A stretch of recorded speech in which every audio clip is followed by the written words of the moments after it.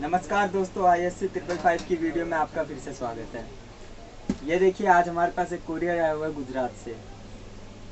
ऐसे ही आप all over India से अपना कार स्टीरियो रिपेयर करवा सकते हैं। स्टीरियो रिपेयर करवाने के लिए आप ऐसे ही पैक करके हमें भेजें और रिपेयर होने के बाद हम आपको कोरियर रिटर्न कर देंगे। हमारी और भी वीडियोज़ हैं, ऊपर आई बटन में मैं आपको लिंक दे दूँगा, उसमें से आप देख सकते हैं। आइए चलिए अब इसकी अनबॉक्सिंग करते हैं।